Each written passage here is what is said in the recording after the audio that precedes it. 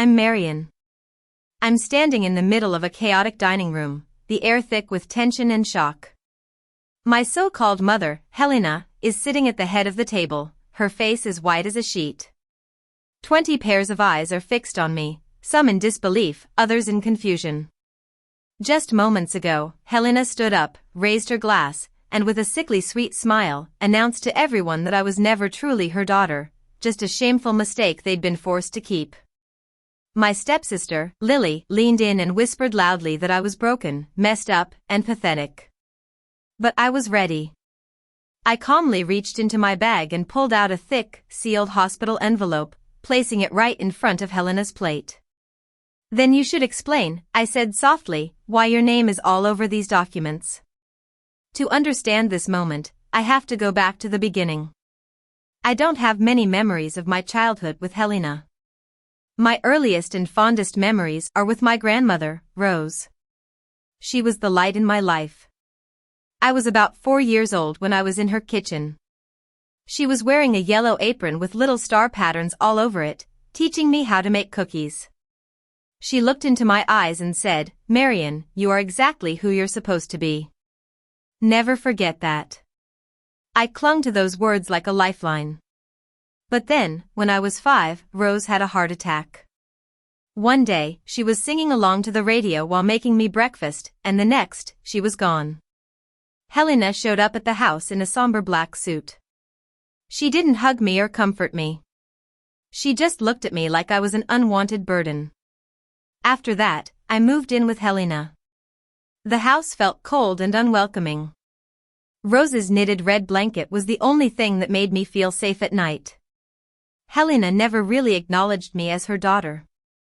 Teachers and neighbors assumed she was my mother, but she never confirmed or corrected them.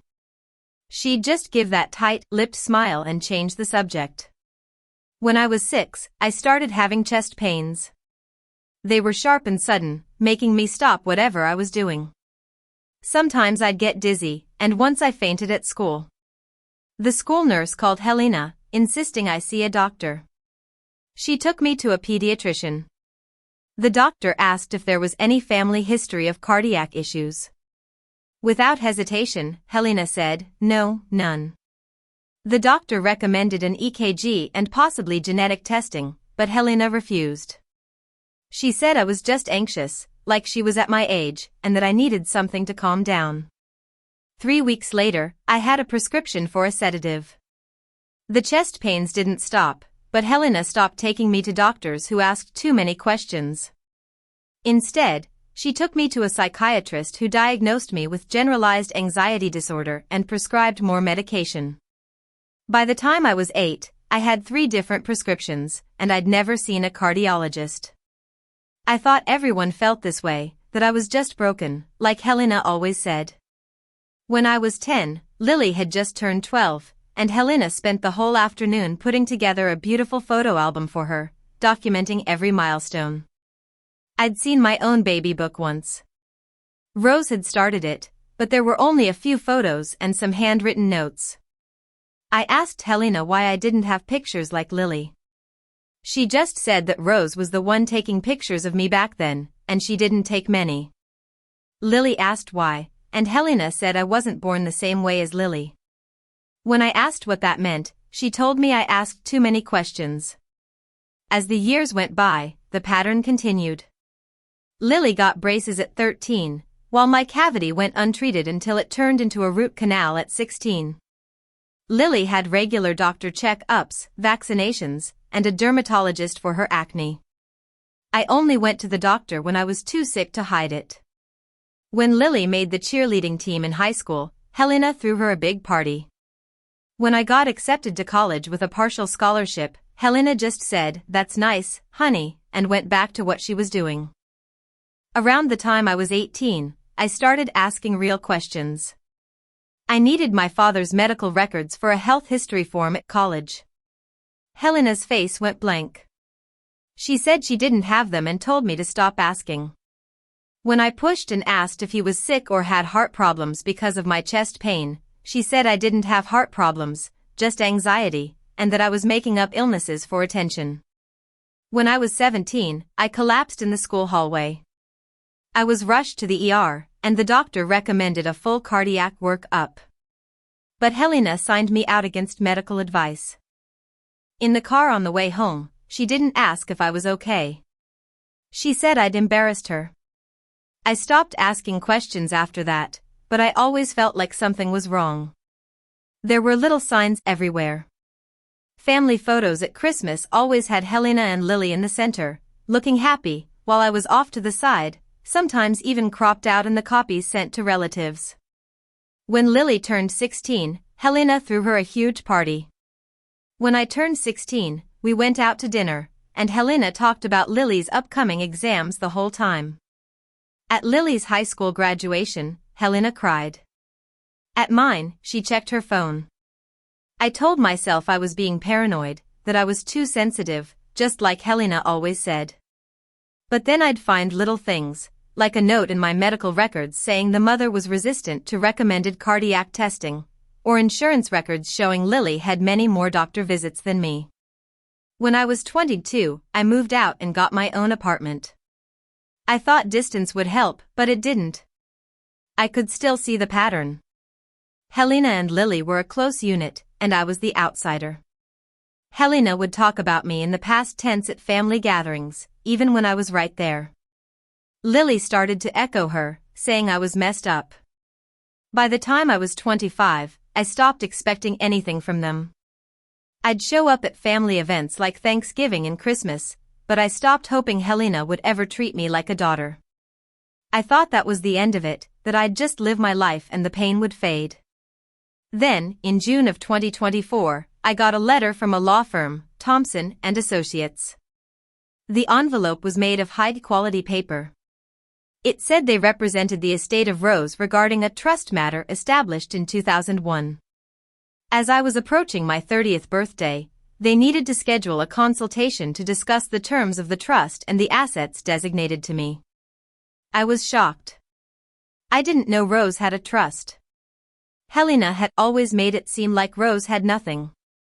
I called the law firm the next day, and the secretary told me the lawyer, Mr. Thompson, preferred to discuss it in person. I took a half-day off work and went to his office. Mr. Thompson was in his late 60s, with a kind face that had seen a lot. He told me that Rose had established the trust in 2001, just before she passed away. The trust was set up for me to fully inherit the assets on my 30th birthday, which was April 15, 2026. The current value of the trust, with compound interest and conservative investment over the past 23 years, was approximately $685,000. He also asked me about my relationship with Helena.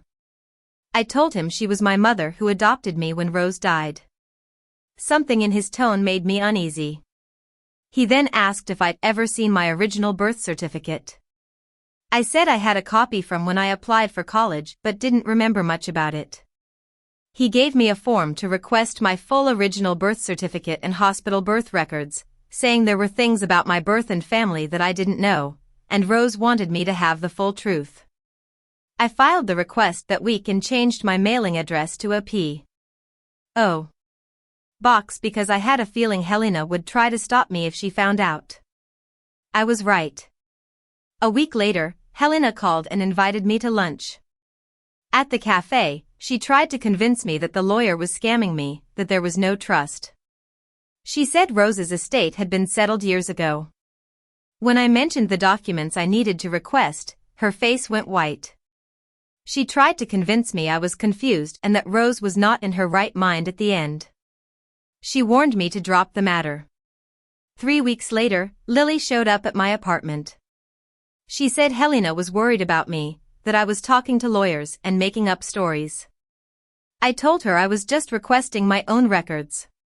When I asked her if Helena had ever told her about my adoption, she said she knew I was adopted by Rose and then taken in by Helena when Rose died. She said Helena told her I came from a difficult background and that's why I was always so troubled. 2 weeks later, the package with my birth certificate, hospital records, and adoption files arrived at my P.O. box. I sat in my car in the post office parking lot and opened the envelope.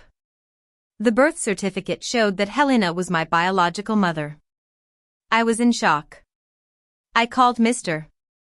Thompson, and he said he suspected as much but couldn't tell me without proof.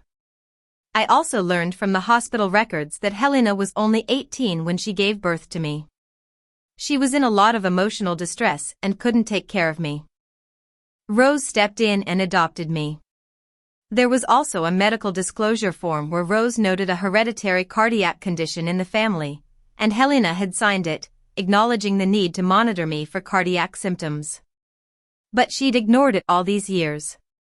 A social worker, Mrs. Davis, who was there when I was born, called me. She told me that Helena was so ashamed and couldn't bond with me. Rose held me and promised I'd be okay. She also said Rose left an envelope for me at Mr. Thompson's office to be given to me on my 30th birthday. I went to Mr. Thompson's office and opened the envelope. Inside were photos of me with Rose when I was a baby, and a letter from Rose. She explained that my father was Helena's high school teacher. She reported him, and he lost his job. Helena couldn't look at me without being reminded of that mistake. Rose set up the trust to protect me from Helena. Over the next 2 months, I gathered all the evidence, including medical files, insurance records, and the letter from Rose. I built a case, not for court, but for myself. I needed to understand what had been done to me. Then, in March, Helena invited me to a birthday dinner. It was 2 days before my birthday and 2 days before the trust would fully transfer to me. I knew it wasn't a coincidence. I called Mr. Thompson, and he warned me that Helena might try to establish a narrative to contest the trust again if she could prove I was mentally unstable. I spent the next 2 weeks preparing. I made copies of all the documents, practiced staying calm, and bought a digital recorder. On the night before the dinner, I couldn't sleep. I held Rose's red blanket and read her letter. I thought about the little girl who'd grown up feeling broken, and I knew it was time for the truth to come out. And that brings us back to this moment, with Helena sitting in front of me, her face pale as I expose her lies and the truth about my life. The room is in chaos as I walk out, leaving behind the family that never truly wanted me. But I'm no longer the broken girl I once was. I have the truth, Rose's legacy, and the freedom to choose my own family.